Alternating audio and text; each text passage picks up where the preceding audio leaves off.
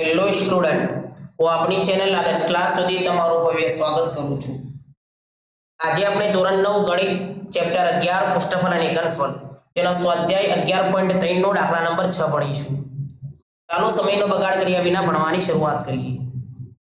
દાખલા નંબર 6, લંબવૃત્તીય શંકુનું ઘનફળ 9856 સેમીનો ઘન છે। તેના પાયાનો વ્યાસ 28 સેમી છે। तो शंकुनी ऊंचाई, शंकुनी ત્રાસી ऊंचाई અને શંકુની વક્ર સપાટીનું ક્ષેત્રફળ શોધો। સૌથી પહેલા આપણે શંકુની આકૃતિ દોરી દઈએ। લંબવૃત્તીય શંકુ એટલે એક શંકુ છે, એ કોઈ બીજો શંકુ નથી। સૌથી પહેલા માની લો કે આ શંકુ છે।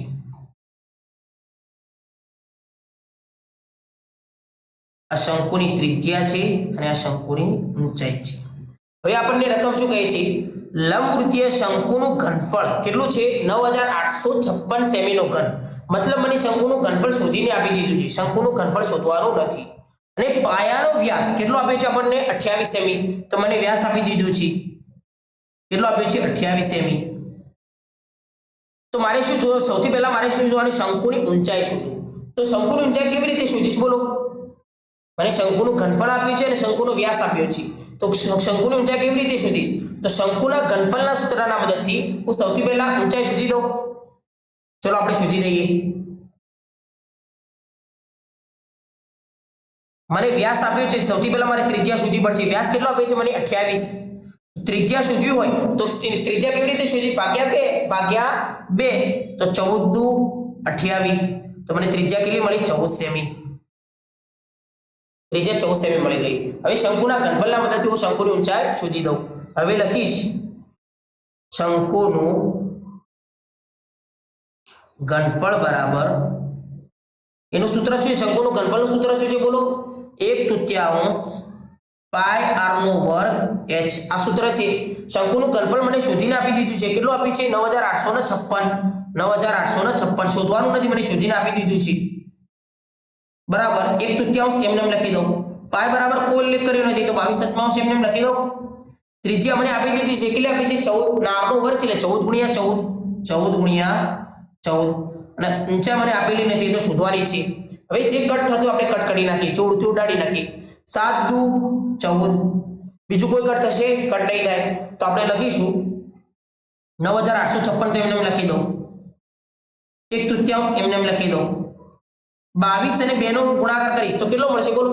22 અને 2 નો ગુણાકાર કરીએ તો 22 દુ 44, 14 એમને લખી દો, 14 એમને લખી દો અને ઊંચાઈ h પર એમને લખી દો।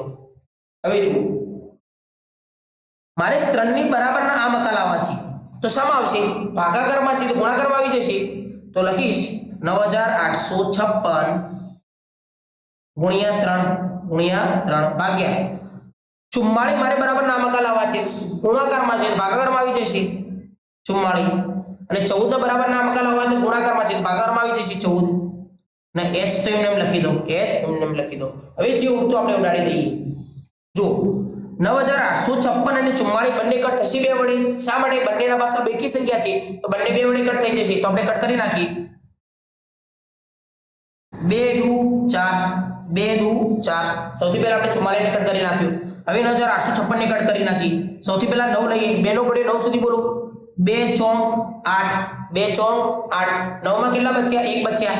1 ને 8 સાથે જોઈન્ટ કરો કેટલા થશે? 18। તો 2 9 18, 5 સુધી 2 નો પડ્યો બોલો।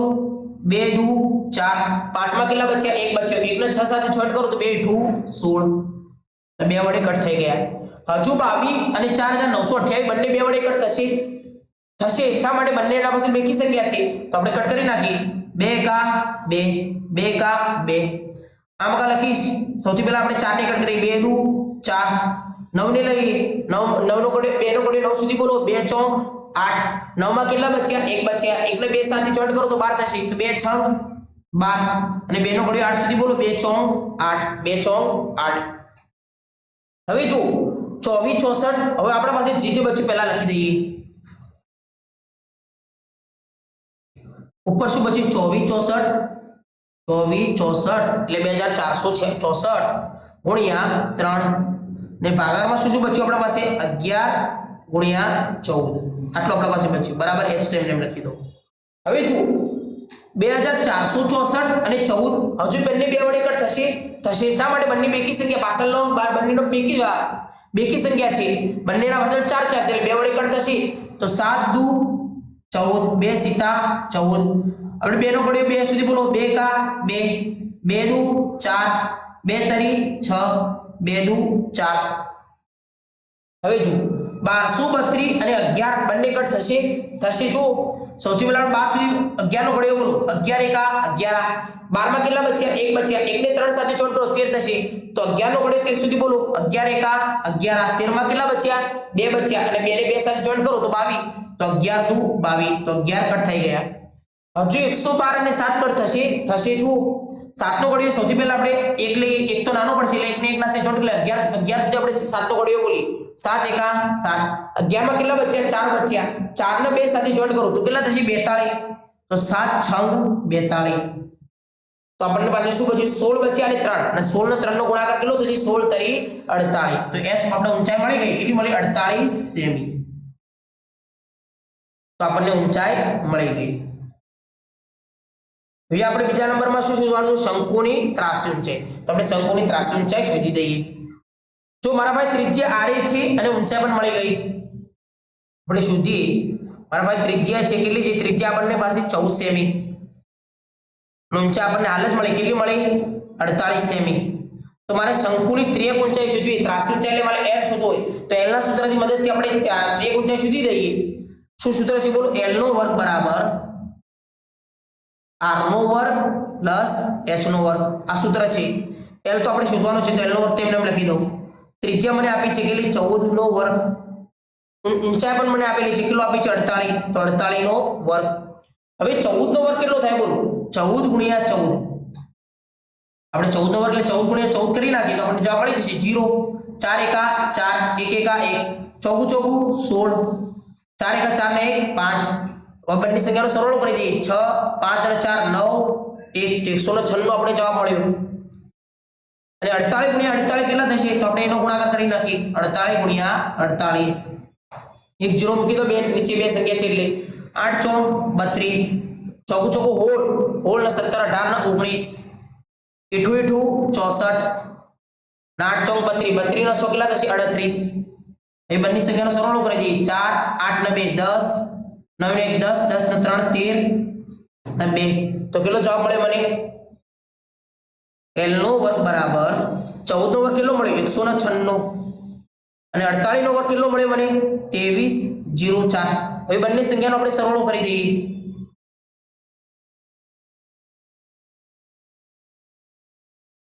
એકસો 2304 પ્લસ 196 બંને સંખ્યાનો આપણે સરવાળો કરી દઈએ 6 4 કેટલા થશે 10 9 ને 1 10 3 ને 1 4 ને 1 5 2 તો 2500 મને જવાબ મળ્યો કેટલો મળ્યો 2500 તો લખીશ l નો વર્ગ બરાબર કેટલો મળ્યો 2500 કેટલો મળ્યો 2500 માં તો l જોઈએ છે l નો વર્ગ નથી જોતું તો શું કરીશ વર્ગ કાઢી નાખીશ ને વર્ગ કાઢીશ તો સામેની સંખ્યાને સોંપી દઈશ વર્ગમૂળ તો વર્ગમૂળ 2500 અને 2500 કોનો વર્ગ છે બોલો કોણ કહે છે 2550 નો વર્ગ છે કોનો છે 50 ગુણ્યા 50 કરશો તમે તો કેટલો જવાબ મળે છે જો આપણે કરી દઈએ 50 ગુણ્યા 50 નીચે બે એટલે 0 મૂકી દો 5 0 0 પાય પાય 25 0 0 0 ગુણ્યા 5 એટલે 0 તો કેટલો મળે મને 0 0 5 2500 તો 2500 કોનો વર્ગ છે 50 નો વર્ગ તો l બરાબર હું 2500 ના જગ્યા પર 50 નો વર્ગ લખી શકું શા માટે કે 2550 નો વર્ગ છે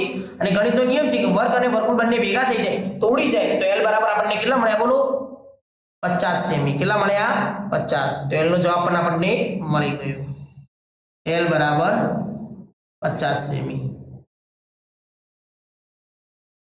અને ત્રીસરું મારે શું શોધવાનું હતું બોલો ત્રીસરું મારે શોધવાનું છે શંકુનું વક્ર સપાટીનું ક્ષેત્રફળ તો આપણે શંકુનું વક્ર સપાટીનું ક્ષેત્રફળ પણ શોધી દઈએ શંકુનું